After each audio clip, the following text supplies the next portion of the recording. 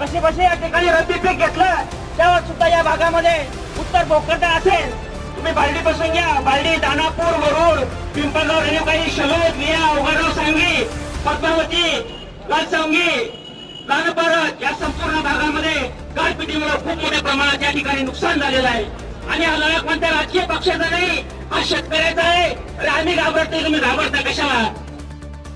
या देशासाठी ज्यांनी बलिदान दिलं ते भगतसिंग, राजगुरू, सुखदेव, महात्माजी गांधी या देशाच्या लढाईमध्ये आता पण जे लोक शहीद झाले त्या सर्व शहीदांना माझा तीव्र अभिवादन या निमित्तानं करतो.